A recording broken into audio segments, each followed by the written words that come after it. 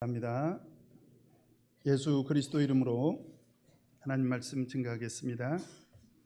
먼저 데살로니가전서 1장 1절 말씀 찾겠습니다. 데살로니가전서 1장 1절 말씀 신약성경 328쪽입니다. 데살로니가전서 1장 1절 말씀 다 같이 읽겠습니다. 시작. 바울과 실로아노와 디모데는 하나님 아버지와 주 예수 그리스도 안에 있는 데살로니가인의 교회에 편지하노니 은혜와 평강이 너희에게 있을지어다. 아멘. 오늘 이 시간에는 그리스도 안에 있는 교회라는 말씀의 제목으로 같이 은혜를 나누도록 하겠습니다. 여러분, 성경에 보면 교회라는 단어가 어디에서 제일 먼저 등장합니까? 여러분 잘 아시죠? 우리 마태복음 16장 한번 찾아보도록 하겠습니다. 마태복음 16장 18절 말씀, 마태복음 16장 18절 말씀 같이 한번 읽겠습니다. 시작. 또 내가 네게 이르노니 너는 베드로라. 내가 이 반석 위에 내 교회를 세우리니 음부의 권세가 이기지 못하리라. 오늘 예수님께서 교회라는 단어를 제일 먼저 언급하신 곳이 바로 마태복음 16장 18절에 있는 이 말씀인데요. 오늘 이 말씀을 통해서 우리가 두 가지 사실을 확인할 수가 있습니다.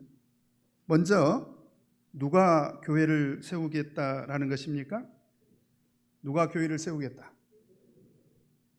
베드로가요? 네, 누가 교회를 세우겠다는 것입니까? 예수님. 여러분, 그래서 교회는 누가 세우시는 것입니까? 누가요? 예수님. 어떤 분들은 그런 얘기를 해요. 내가 이 지역에 교회를 하나 세워야 되겠다고. 저는 그 의미는 이해를 합니다. 자기 사명감을 나타낸 거지요. 그런데 걱정스러운 것은 뭐냐면, 그리고 나서 나중에 이 지역에 있는 교회를 누가 세운 줄 아느냐고, 내가 세웠다고 그럴까 봐 제가 걱정이 되는 거예요. 오늘 예수님께서는 분명히 이 교회를 누가 세우겠다는 것입니까? 내가 세우겠다는 거예요. 내가. 여러분, 교회는 누가 세우시는 것입니까? 예수님이 세우시는 것입니다. 꼭 그 믿음을 가지시기 바랍니다. 그 다음에 예수님께서 교회를 세우시는데 누구의 교회를 세우시겠다는 것입니까? 내가 이 반석 위에 어떤 교회를 세우겠다? 내 교회를 세우겠다. 내 교회를 세우겠다는 거예요. 그러니까 이 교회는 예수님께서 직접 세우시고, 그리고 예수님의 교회를 만들겠다는 거예요. 자, 그렇다면 오늘 이 말씀을 통해서 예수님께서 직접 세우신 예수님의 교회는 그 교회의 소유권이 누구에게 있을까요? 어떻게 좀 모기 소리만 해요. 그 소유권이 누구에게 있습니까? 예수님께 드리기가 싫어요? 그러면 경영권은 누구에게 있을까요? 정말 자신 있게 말씀하실 수 있습니까? 제가 언젠가 모 교회에서 제 목회를 하면서 가서 보니까 어떤 분이 좀 시험에 드셨더라고요. 그래서 신방을 갔습니다. 왜냐하면 시험에 드신 성도님들을 권면해서 돌이키게 하는 것이 또 목회자의 본분이지 않습니까? 근데 제가 신방을 가자마자 그분이 다짜고짜 저한테 이런 질문을 해요. 목사님, 교회 주인이 누굽니까? 이렇게 질문하는 거예요. 저는 다행히 내가 알고 있는 질문을 하셔서 참 다행이다. 그래서 제가 큰 소리로 네, 하나님이시죠? 그랬더니 고개를 설레설레 흔들면서 목사님, 그런 추상적인 답 말고 진짜 이 교회 주인이 누구냐는 거예요. 그래서 제가 그랬어요. 당연히 하나님이지요. 그랬더니 갑자기 그 신도가 그러는 거예요.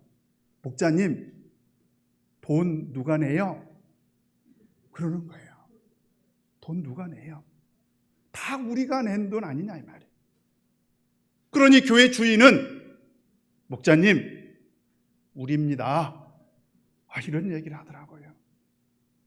제가 그날 신방하고 정말 마음이 슬펐습니다.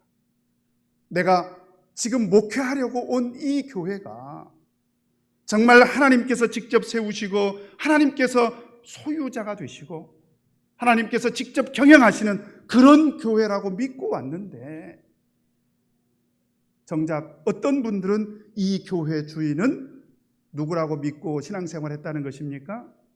자기들이라는 거예요. 그 이유가 어디 있습니까? 우리가 돈을 냈기 때문에. 그래서 제가 하마터면 그런 얘기 할 뻔했어요. 그동안에 돈 낸 거 얼마입니까? 다 돌려드리겠습니다. 하마터면 그런 얘기를 할 뻔했어요. 근데 그런 얘기를 하면 안 되죠. 그건 싸움하자는 것입니다. 여러분, 성경을 보면 이 교회 소유권이 누구에게 있습니까?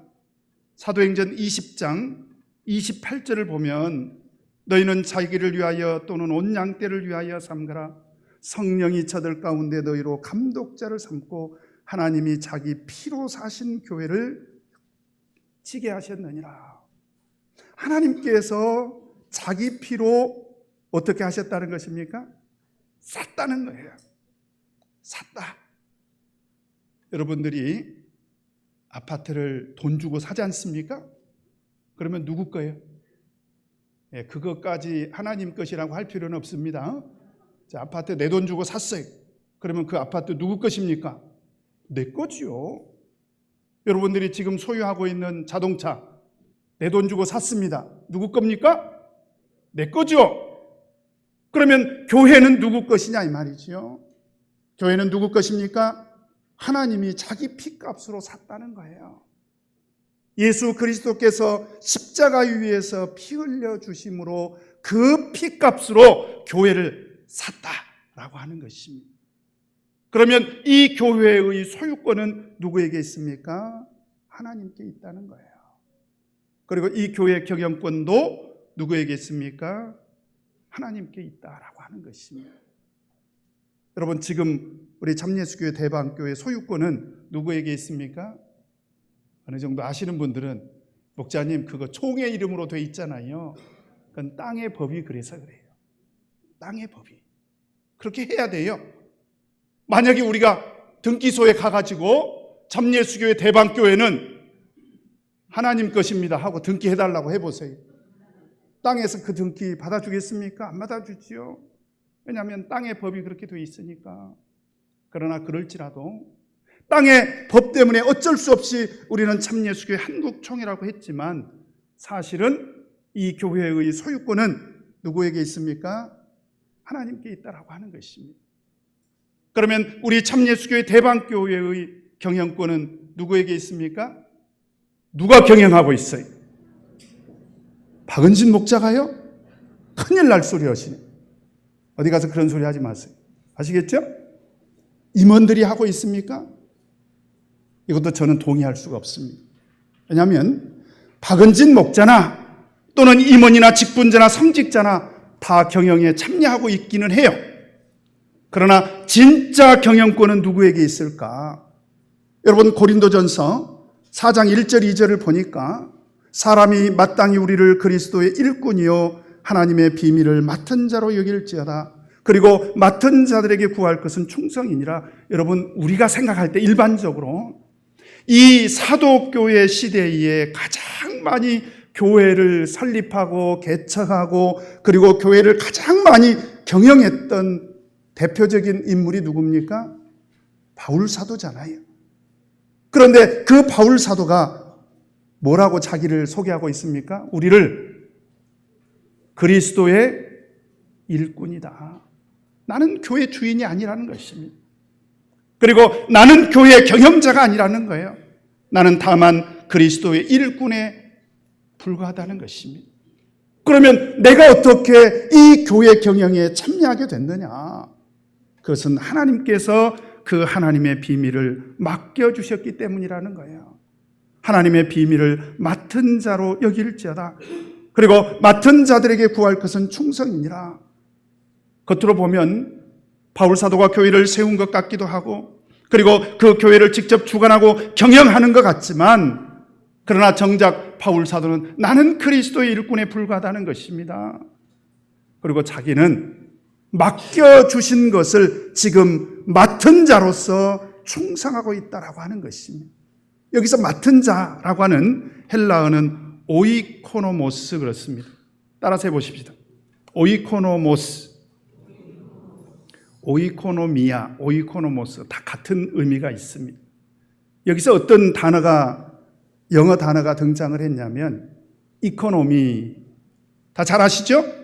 그러니까 오이코노모스라고 하는 이 단어는 이제 관리자, 경영자인데요. 누가 맡겨주셨냐 이 말이죠. 여러분, 누가 맡겨주셨습니까? 베드로전서 4장 10절 11절을 보니까 각각 은사를 받은 대로 하나님의 각양 은혜를 맡은 선한 청지기 같이 서로 봉사하라. 누가 맡겨주셨습니까? 하나님께서 맡겨주셨다는 거예요. 어떻게? 은사를 주셔서 맡겨주셨다라고 하는 것입니다. 여기서 청지기라는 단어는 똑같이 헬라어로 오이코노모스 그렇습니다. 그러니까 맡은 자나 청지기나 다 똑같은 단어지요. 어떤 분들은 이렇게 생각을 합니다.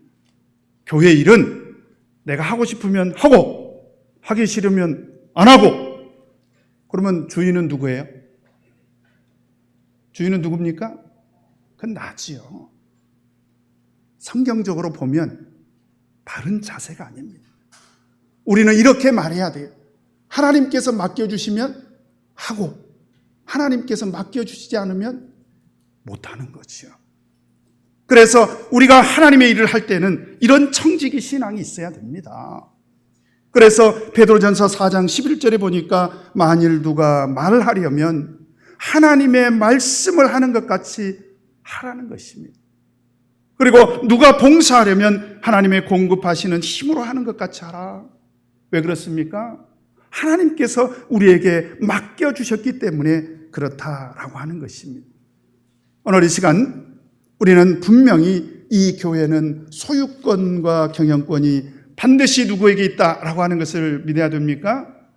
하나님께 있다라고 하는 것을 여러분 믿으셔야 됩니다. 다시 한번 묻습니다. 우리 참예수교회 대방교회는 틀림없이 예수님의 소유된 그런 교회가 맞습니까? 별로 대답 안 하시면 저 그냥 내려갈래요. 저는 예수님의 소유된 교회에서 목회하고 싶어서 왔는데, 그냥 성도님들이 어떤 믿음이 있냐면 우리 교회는 목자님이 주인이요, 목자님이 그냥 하고 싶은 대로 다 돌아가는 교회예요. 그러면 저는 목회 안 하랍니다. 왜냐하면 내가 꿈꾸는 교회, 제가 정말 교회다운 교회로 믿고 있는 교회는 어떤 교회냐? 예수님이 소유된 그런 교회가 저는 진정한 교회라는 거예요. 여러분, 지금 우리 참예수교회 대방교회는 예수님께서 직접 경영하고 있는 그런 교회가 맞습니까? 예. 그래도 집에 가면서 그럴 거예요. 뭐 목자님이 하고 싶은 대로 다 해놓고 뭐 예수님. 예. 그럼 따져봅시다. 언제 한번 오세요 저한테. 제가 하고 싶은 대로 했는지, 하나님 말씀대로 했는지. 예. 여러분, 교회를 그렇게 인식하시면 안 된다는 것입니다. 내가 돈 냈으니까 내가 주인이 돼야 된다거나, 또는 목자나 성직자나 임원이나 직분자들 마음대로 교회를 좌지우지하고 그래서 그들이 경영권을 가지고 있는 것처럼 그렇게 오해해서는 안 된다는 것입니다. 오늘 왜 이렇게 교회에 대해서 제가 이렇게 장황하게 서론이 길게 이렇게 이야기를 하고 있는가? 오늘은 좀 교회에 대해서 이야기를 하려고 합니다. 여러분, 사도시대에 예수님께서 이 땅에 교회를 많이 세우셨습니다. 왜냐하면 예수님께서 내가 직접 이 교회를 세우겠다 이렇게 말씀을 하셨지 않습니까? 그렇게 해서 예수님께서 이 땅에 많은 교회를 세우셨는데, 그 중에 오늘 제가 우리 성도님들께 소개하려고 하는 교회는 데살로니가 교회입니다. 데살로니가 교회. 그런데 이 교회가 어떤 교회였느냐? 우리 데살로니가 전서 1장 7절 8절 말씀 같이 한번 읽겠습니다. 데살로니가전서 1장 7절 8절 말씀 같이 한번 읽겠습니다. 시작. 그러므로 너희가 마게도냐와 아가야 모든 믿는 자의 본이 되었는지라. 주의 말씀이 너희에게로부터 마게도냐와 아가야에만 들릴 뿐 아니라 하나님을 향하는 너희 믿음의 소문이 각처에 퍼진 거로 우리는 아무 말도 할 것이 없노라. 지금 이 데살로니가 교회를 어떻게 바울 사도가 소개하고 있는가? 어떻게 소개하고 있습니까? 이 교회는 마게도냐 지역과 아가야 지역에 있는 모든 교회와 모든 성도들 중에서 가장 모범적인 그런 교회가 됐다라고 하는 것입니다. 그러다 보니까 어떤 일이 벌어질까요? 모범적인 교회로 성장하는 교회는 어떤 일이 일어나요? 소문이 납니다. 그래서 8절에 보니까 주의 말씀이 너희에게로부터 마게도냐와 아가야에만 들릴 뿐 아니라 하나님을 향하는 너희 믿음의 소문이 각처에 퍼진 그로 우리는 아무 말도 할 것이 없노라. 우리 오늘 저 미국에서 우리 우유한 목자님도 오시고 우리 사모님도 오시고 또 우리 아주 우수한 자매님도 여기 와 계시는데 어떻게 우리 참예수교회 대방교회 믿음의 소문이 미국에도 들려집니까? 우리 보니까 대웅 형제도 있네. 우리 참예수교회 대방교회 소문이 미국에도 들려집니까? 그렇다고 좀 해줘요. 감사하죠? 그렇다면 정말 감사한 일입니다. 그래서 오늘부터 이제 시간이 되는 대로 저는 우리 데살로니가 교회의 신앙과 그 교회의 모습에 대해서 우리 성도님들에게 소개를 하려고 합니다. 왜냐하면 이 교회가 정말 모범적인 교회였기 때문에. 그래서 사도시대에 하나님께서 세운 그 교회 중에서 정말 하나님께서 기뻐하시는 그런 교회 중에 하나였기 때문에 저는 이 데살로니가 교회를 꼭 좀 소개를 드리려고 합니다. 왜요? 우리 교회도 좀 그렇게 됐으면 좋겠다는 거예요. 자, 여러분, 그러면 우리 데살로니가 교회는 언제 어떻게 해서 세워졌을까요? 우리 사도행전 17장 한번 보도록 하겠습니다. 사도행전 17장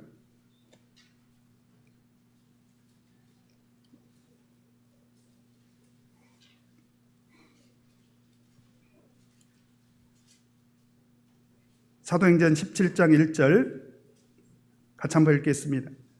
시작. 저희가 암비볼리와 아볼로니아로 다녀가 데살로니가에 이르니 거기 유대인의 회당이 있는지라. 여기서 저희는요, 누구를 말하고 있느냐? 바울과 실라와 디모데를 말하고 있습니다. 우리 데살로니가전서 1장 1절에 보면 누구가 등장하고 있습니까? 바울과 실루하노와 디모데가 등장하고 있잖아요. 같은 사람들입니다. 그래서 이 세 사람이 간 곳이 어디냐면 데살로니가죠. 2차 전도 여행 때 두 번째로 방문한 곳이 바로 데살로니가입니다. 그러면 거기서 얼마 동안 목회를 했을까? 2절 같이 한번 읽겠습니다. 시작. 바울이 자기의 규례대로 저에게로 들어가서 새 안식일에 무엇을 가지고? 성경을 가지고 강론했습니다. 몇 주 동안? 새 안식일 3주 동안에 그랬다 이 말이에요. 여러분, 가서 복음을 증거하기를 무엇을 가지고 증거했습니까? 성경을 가지고. 그래서 성경을 가지고 증거하면서 누구를 소개했습니까? 3절 같이 읽겠습니다. 시작. 뜻을 풀어 그리스도가 해를 받고 죽은 자 가운데서 다시 살아야 할 것을 증명하고 이르되 내가 너희에게 전하는 이 예수가 곧 그리스도라 하니. 누구를 전했습니까? 그래서 예수님을 믿게 됐습니다. 그러면 이 교회는 누가 세우신 거예요? 예수님이 세운 거 틀림없죠. 맞죠? 예수님이 세우신 교회입니다. 그래서 어떻게 성장했느냐? 4절에 보니까 같이 읽겠습니다. 시작. 그 중에 어떤 사람 곧 경건한 헬라인의 큰 무리와 적지 않은 귀부인도 고난을 받고 바울과 실라를 쫓으나. 경건한 헬라인의 큰 무리가 그리고 적지 않은 귀부인들도 바울과 실라를 따라서 예수 그리스도를 믿고 예수 그리스도를 구주로 섬기겠다는 거예요. 얼마나 감사한 일입니까? 그런데 여러분, 전도해보면 전도되는 사람도 있지만 어떤 사람도 있어요. 이런 사람들도 있습니다. 5절 같이 읽겠습니다. 시작.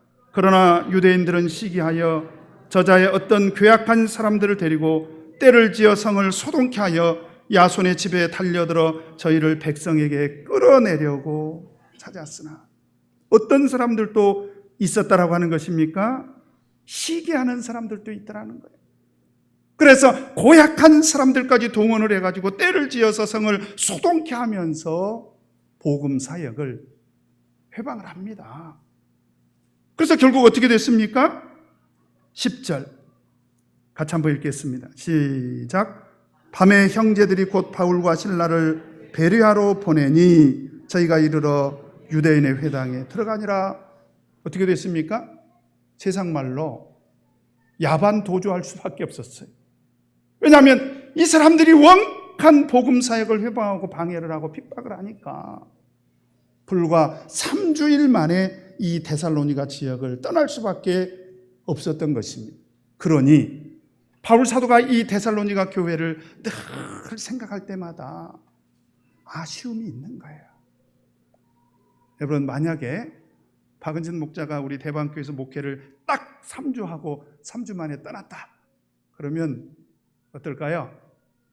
우리 성도님들은 좋으실란지도 모르겠어요. 근데 저의 입장에서는 그래도 한 1년이라도 있었으면 참 좋았을 텐데, 그러죠? 그래야 성경 공부도 좀 어느 정도 진도가 나가고 말이죠. 그럴 텐데 그런 아쉬움이 있지 않냐 이 말이죠. 그래서 바울 사도는 늘 마음속으로 이 데살로니가 교회를 가기를 소망을 했습니다. 그래서 우리 데살로니가 전서로 다시 돌아가서 바울 사도가 데살로니가 전서 2장 17절에 보면 어느 정도로 이 데살로니가 교회의 성도들을 그리워했는가, 2장 17절에 같이 한번 읽겠습니다. 시작. 형제들아, 우리가 잠시 너희를 떠난 것은 얼굴이요 마음은 아니니 너희 얼굴 보기를 열정으로 더욱 힘썼노라. 바울 사도는 이 데살로니가 교회를 떠난 뒤에 마치 엄마가 불과 3주 만에 아이 낳아놓고 그냥 두고 온 것처럼 그 젖먹이 어린아이를 잊을 수가 없어서 늘 어떻게 그리워하고 있습니까? 너희 얼굴 보기를 열정으로 더욱 힘썼다는 거야. 얼마나 그리워했습니까? 근데 애석하게도요, 2장 18절에 보니까 같이 한번 읽겠습니다. 시작. 그러므로 나 바울은 한 번, 두 번 너희에게 가고자 하였으나 사단이 우리를 막았도다. 애석하게도 가려고 할 때마다 사단이 회방을 하는 거예요. 사단이 회방을 해서 도저히 갈 수가 없었던 것입니다. 그래도 포기할 수가 없어서 누구를 대신해서 보냅니까? 데살로니가전서 3장 2절에서 5절 같이 읽겠습니다. 시작. 우리 형제 곧 그리스도 복음의 하나님의 일꾼인 디모데를 보내노니 이는 너희를 굳게 하고 너희 믿음에 대하여 위로함으로 누구든지 이 여러 환난 중에 요동치 않게 하려 함이라. 우리로 이것을 당하게 세우신 줄을 너희가 친히 알리라. 우리가 너희와 함께 있을 때에 장차 받을 환난을 너희에게 미리 말하였더니 과연 그렇게 된 것을 너희가 아느니라. 이러므로 나도 참다 못하여 너희 믿음을 알기 위하여 보내었노니 이는 혹 시험하는 자가 너희를 시험하여 우리 수고를 헛되게 할까 함일러니. 지금 어떻게 해서라도 디모데를 보낸 그 이유가 어디에 있느냐? 그 젖먹이 어린아이를 두고 온 그런 엄마의 심정으로 이 사람들이 과연 그 믿음을 끝까지 잘 지키고 있을까? 어떤 시험이나 환난을 만나서 그 믿음에서 실족한 것은 아닐까 궁금해서 디모데를 보낸 거예요. 자, 그런데 이제 디모데가 갔다 옵니다. 갔다 와가지고 어떤 소식을 전해줍니까? 우리 6절에서 10절까지, 3장 6절에서 10절까지 같이 한번 읽겠습니다. 시작. 지금은 디모데가 너희에게로부터 와서 너희 믿음과 사랑의 기쁜 소식을 우리에게 전하고 또 너희가 항상 우리를 잘 생각하여 우리가 너희를 간절히 보고자 함과 같이 너희도 우리를 간절히 보고자 한다 하니, 이러므로 형제들아 우리가 모든 궁핍과 환난 가운데서 너희 믿음으로 말미암아 너희에게 위로를 받았노라. 그러므로 너희가 주 안에 굳게 선즉 우리가 이제는 살리라. 우리가 우리 하나님 앞에서 너희를 위하여 모든 기쁨으로 기뻐하니 너희를 위하여 능히 어떠한 감사함으로 하나님께 보답할고 주야로 심히 간구함은 너희 얼굴을 보고 너희 믿음의 부족함을 온전케 하려 함이라. 이 디모데를 통해서 들은 소식이요, 어마어마한 그런 소식을 전해줍니다. 바울 사도만 이 데살로니가 교회 성도들을 그리워했던 것이 아니라 이 데살로니가 교회 성도들도 바울 사도를 보고 싶어 하더라는 거예요. 뿐만 아니라 모든 궁핍과 환난 가운데서 너희 믿음으로 말미암아 너희에게 위로를 받을 정도가 됐다는 거예요. 그 다음에 그러므로 너희가 주 안에 굳게 서 있은즉 우리가 이제는 뭐라고 해요? 휴, 살았다. 바울 사도가 그런 감정을 느낀 거예요. 그러면서 우리가 우리 하나님 앞에서 너희를 위하여 모든 기쁨으로 기뻐하니 너희를 위하여 능히 어떠한 감사함으로 하나님께 보답할고, 어마어마한 그런 소식을 들은 것입니다. 여러분, 데살로니가 교회가 어떤 교회입니까? 바울 사도가 비록 3주 목회했던 그런 교회지만 마게도냐와 아가야 지역에서 모범된 그런 교회가 됐고, 그리고 하나님을 위해서 헌신하고 있는 그 궁핍과 환난 가운데서 헌신하고 있는 바울 사도에게 위로가 되는 그런 교회가 됐다라고 하는 것입니다. 자, 우리도 그런 교회가 됐으면 좋겠죠? 제가 우리 대방교회만 생각하면 막 제가 위로를 얻어요. 제가 우리 대방교회만 생각하면 막 기쁨이 넘칠 수가 없어요. 그렇게. 오늘 저녁에 이제 우리 강남교회에서 목자 연수회가 있습니다. 그리고 내일 새벽에 이제 일본으로 떠나게 됩니다. 그러면 제가 강남교회 가서 우리 대방교회를 보고 할 때 제가 어떻게 기쁨을 그냥 어떻게 할 수가 없어서 그냥 제가 대방교회 보고하겠습니다. 왜 그러시냐고. 제가 기쁨을 견딜 수가 없다. 그래서 우리 대방교회 이런 기쁜 소식 저런 기쁜 소식, 이런 감사한 일 저런 감사한 일을 가서 전하면 얼마나 좋겠어요. 그렇죠? 그렇게 돼야 되겠죠? 그렇게 되기를 바랍니다. 제가 그렇게 하겠습니다. 얼마나 좋으냐 이 말이죠. 그래서 저는 우리 교회가 꼭 좀 그렇게 됐으면 좋겠다. 자, 그래서 오늘 바울 사도가 소개하는, 그러면 데살로니가 교회는 어떤 교회인가? 오늘 1장 1절에 보니까 바울 사도는 이렇게 소개를 하고 있습니다. 같이 한번 읽겠습니다. 데살로니가전서 1장 1절 같이 읽겠습니다. 시작. 바울과 실루아노와 디모데는 하나님 아버지와 주 예수 그리스도 안에 있는 데살로니가인의 교회에 편지하노니 은혜와 평강이 너희에게 있을지어다. 이 바울 사도가 소개하고 있는 우리 데살로니가 교회는 첫 번째로 어떤 교회였습니까? 어떤 교회였습니까? 예수 그리스도 안에 있는 그런 교회였다라고 하는 것입니다. 여러분, 그리스도 안에서라는 말은 바울 서신에서 거의 한 100번 정도 등장을 합니다. 왜 이렇게 자주 언급을 했을까요? 그만큼 중요하다는 거예요. 여러분, 그리스도 안에 있다는 것이 정말 중요합니다. 왜 그런 줄 아십니까? 바로 그게 구원을 얻는 거예요. 우리 에베소서 2장 12절에 보면 그때 너희는 그리스도 밖에 있었고, 어디에 있었다고요? 그리스도 밖에 있었다는 거예요. 그래서 그리스도 밖에 있는 사람들은 어떤 사람들인가? 약속의 언약들에 대하여 외인이요, 이방인이라는 거예요. 세상에서 소망이 있고 없고 하나님도 없는 자였잖냐 이 말이에요. 왜 그렇게 됐을까요? 에베소서 2장 1절에 보면 너희의 허물과 죄로 죽었던 너희를 살리셨도다. 우리 구원을 우리가 한번 생각을 해보면 사실은 우리가 그리스도 밖에 있을 때는 어떤 존재였냐? 우리의 허물과 죄로 인해서 우리가 죽었던 존재들이라는 거예요. 여러분 마태복음 8장을 보면 어느 날 어떤 사람이 예수님께 와가지고 예수님, 제가 예수님 따라다니겠습니다. 그런데요, 제가 예수님을 따라다니기는 따라다니는데 우리 아버지가 돌아가셔서 제가 우리 아버님 장례식을 치르고 그리고 주님을 따라가겠습니다. 이렇게 이야기를 합니다. 근데 그때 예수님께서 뭐라고 말씀하시죠? 마태복음 8장 22절에 보니까 예수께서 가라사대 죽은 자들로 저희 죽은 자를 장사하게 하고, 이거 말이 됩니까? 안 됩니까? 말이 돼요? 안 돼요? 말하자면 시체가 시체를 장사 지낼 수 있습니까? 그렇게 이해를 하면 곤란합니다. 이때 예수님께서 말씀하신 죽은 자는 영적으로 죽은 자를 말하는 거예요. 그러니까 영적으로 죽은 자들이 육신적으로 죽은 자를 장사하게 하라는 것입니다. 그래서 영적으로 죽은 사람들은요, 허물과 죄로 죽었던 거죠. 그리스도 밖에 있었던 거죠. 근데 이런 사람들이 죽게 되지 않습니까? 그러면 큰일이 납니다. 어떤 큰일이 납니까?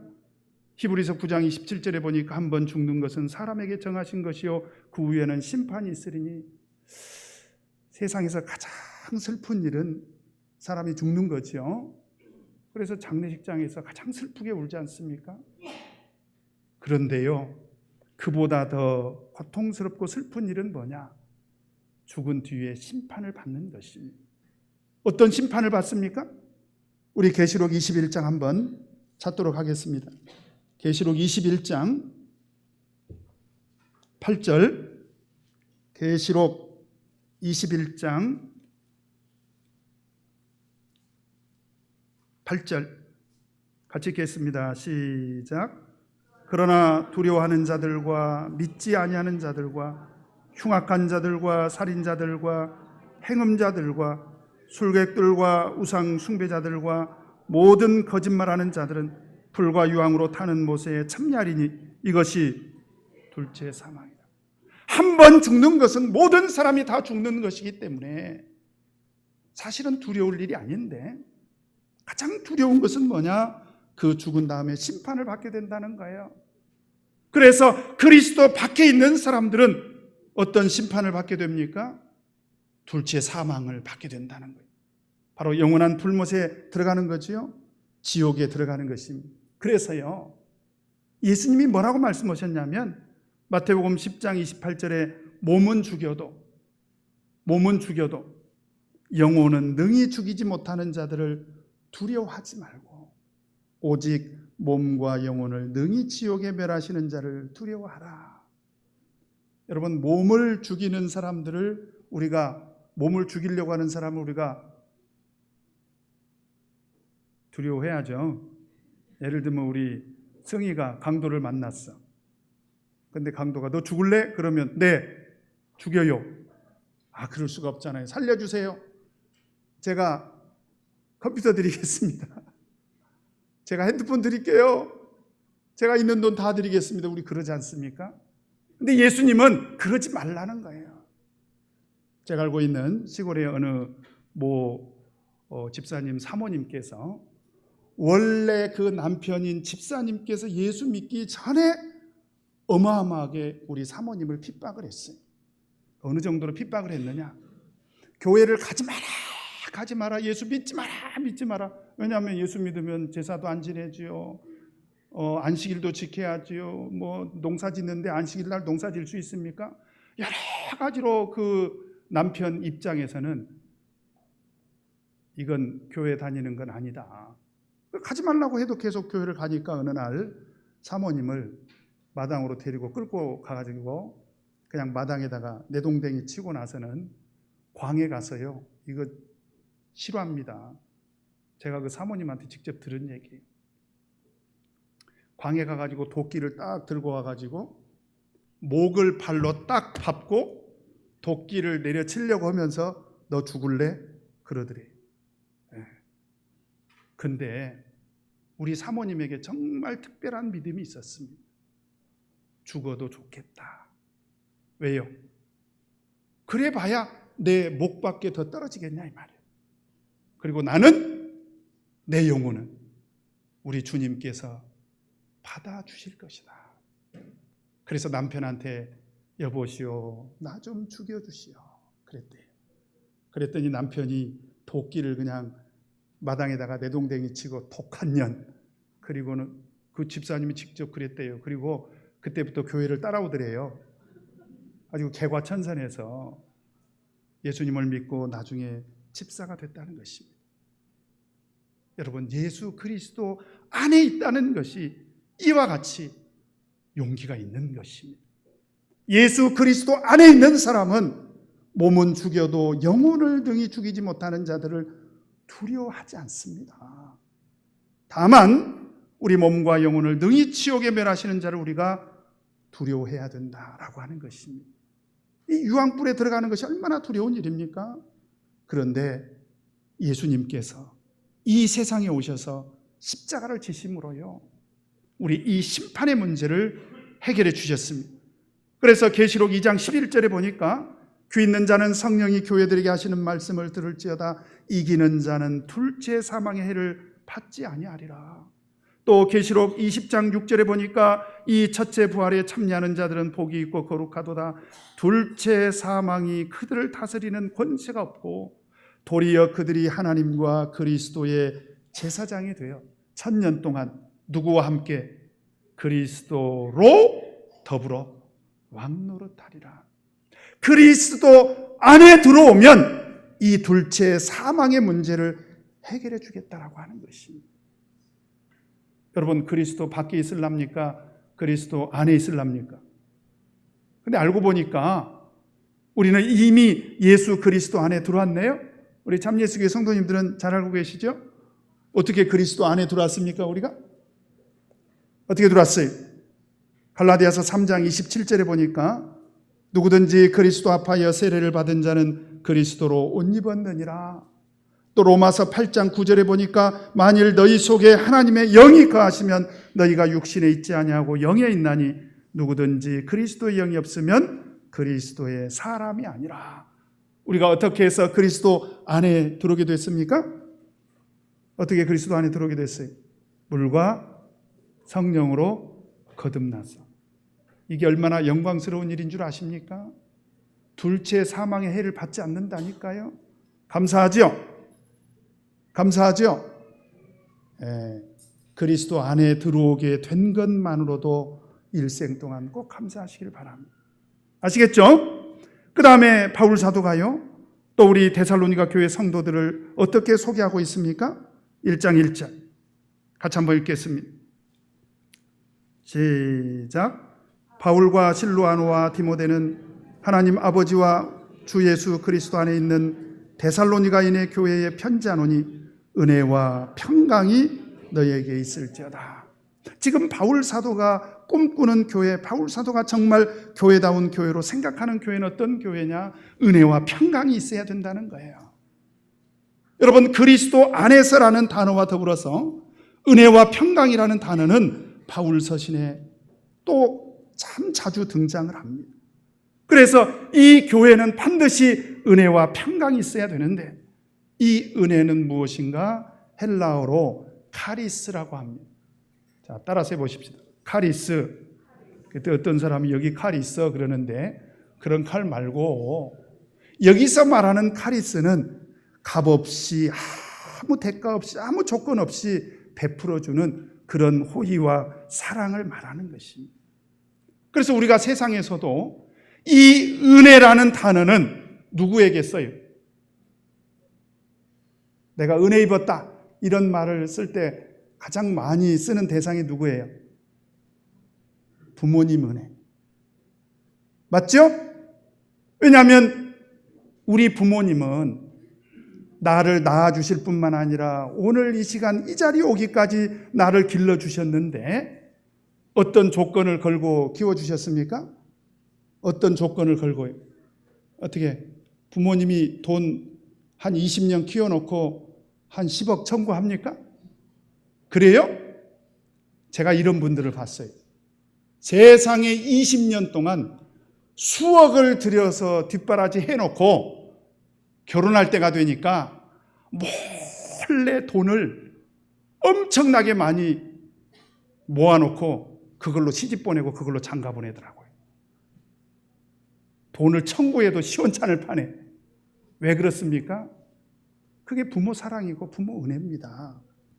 그래서 우리는 어버이날에 나실제 괴로움 다 잊으시고 기를제 밤낮으로 애쓰는 마음, 진자리 마른 자리 갈아누시며 손발이 다닳도록 고생하시네 하늘 아래 그 무엇이 넙다리요 어머님의 희생은 가히없으라, 이런 노래를 부르면서 그 어버이 은혜에 대해서 우리가 고마운 마음을 표현하지 않습니까?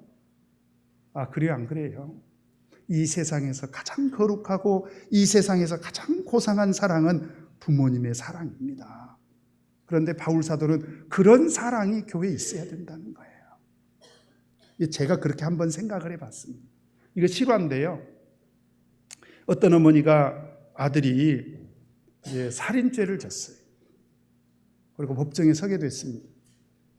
그러니까 이 어머니가 울부짖으면서 뭐라고 말을 하냐면, 우리 아들은 그럴 리가 없다는 거예요. 여보가 잘못됐다. 그런데 나중에 이제 재판을 받고 그게 이제 사실로 판명이 됐습니다. 보니까 아들이 죽였거든. 이제 증거도 있고 증인도 있고. 그래서 이제 사형을 선고받게 됐습니다. 그런데 어머니가 통곡을 하면서 뭐라고 얘기를 하느냐? 다 내 잘못이다. 이 애미가 자식을 잘못 키워서 그렇다. 이렇게 이야기를 하더라는 거예요. 여러분, 세상에 이런 사랑이 어디 있습니까? 자식이 사람을 죽여도 그럴 리가 없다는 거예요. 그리고 나중에 사실로 판명이 나니까 누구 탓이라는 거예요? 내가 그놈 자식이 그럴 줄 알았다. 그게 아니고 다 누구 탓이라는 거예요? 내 탓이라는 것입니다. 그런 사랑이 우리 교회에 좀 있었으면 좋겠다는 거예요. 여러분, 우리 교회 성도님들에게 좋은 일이 생기잖아요. 그러면 우리는 그럴 줄 알았다고 해줘야 돼요. 우리 성도님들에게 나쁜 일이 생기면 뭐라 그래야 돼요? 그럴 줄 알았다고요? 그럴 리가 없다. 그런 사랑이 우리들에게 있어야 돼요. 그런데 여러분, 그 사랑보다 훨씬 뛰어난 사랑이 있습니다. 그게 바로 하나님의 은혜입니다.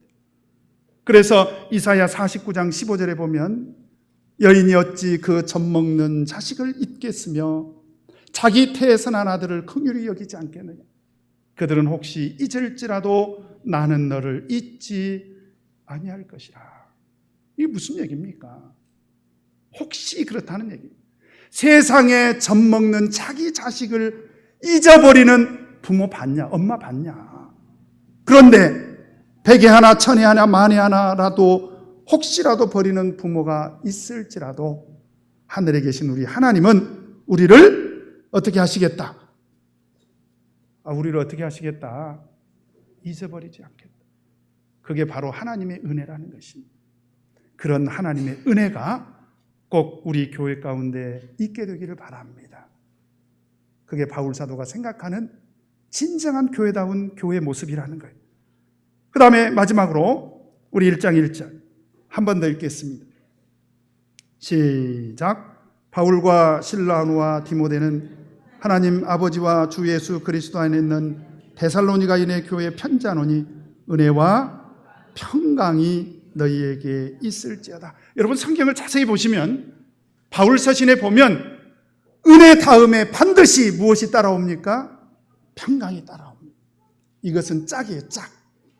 근데 이 평강이라는 것은 뭐냐? 헬라어로 에이레네라고 하는데요. 따라서 해보십시다. 에이레네. 이 의미가 뭐냐면 전쟁이 없는 상태를 말하는 거예요. 아주 평온한 상태. 그러면 이 전쟁이 없는 상태는 어떻게 해서 왔냐 이 말이죠. 어떻게 해서 왔습니까? 은혜 때문에 온 것입니다. 그러니까 하나님의 은혜가 있으면 그로 인해서 평강이 찾아옵니다. 우리 로마서 5장 1절 한번 보도록 하겠습니다.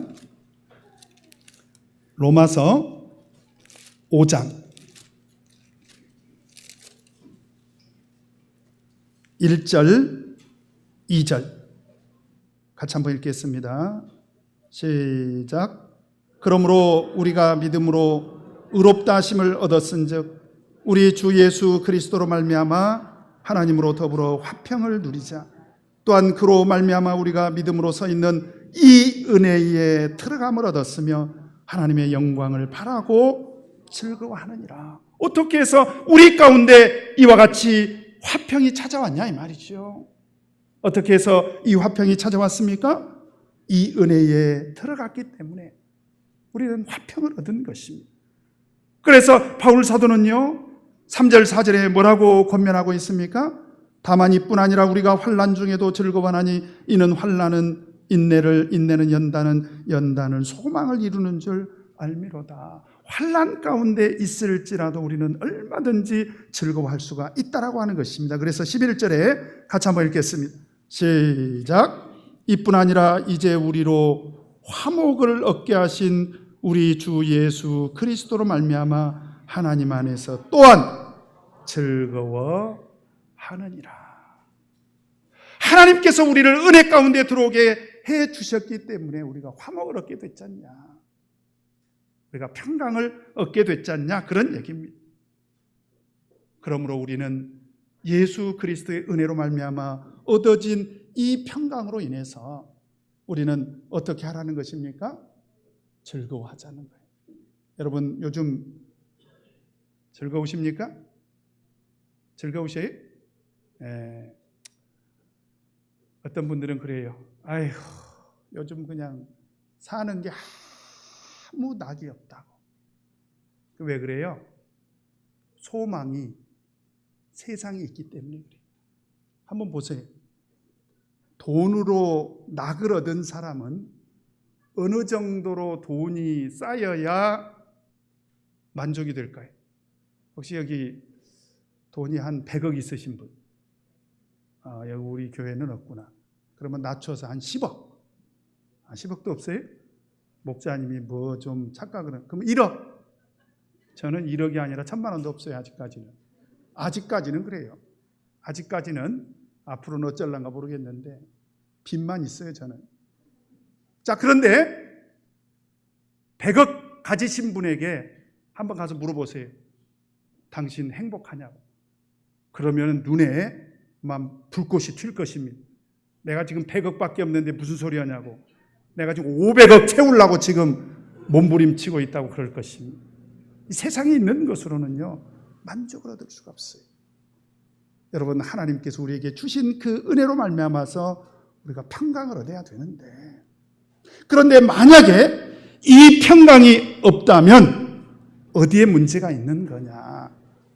그것은 내가 그리스도 안에서 신앙생활하고 있는 게 아니라 어디서 신앙생활하고 있는 것입니까? 그리스도 밖에서. 물과 성령으로 거듭나긴 했는데 진정한 의미의 신앙생활은 어디서 하고 있느냐? 그리스도 밖에서 하고 있는 거예요. 그래서 오늘 제가 그리스도 안에서 신앙생활하는 비결을 하나 가르쳐 드리겠습니다. 우리 빌립보서 4장 6절에서 7절 말씀 같이 한번 읽겠습니다. 빌립보서 4장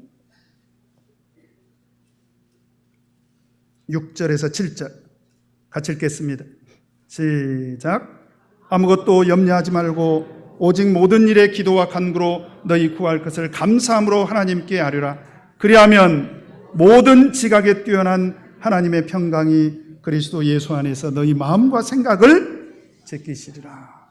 여기 보니까 분명히 하나님의 평강이 그리스도 예수 안에서 우리 마음과 생각을 지키는 이런 평안을 얻게 된다는 거예요. 우리 찬송가에도 있죠. 주 안에 있는 나에게 딴 근심이 있으랴. 어르신들 신방 가면 제일 좋아하세요.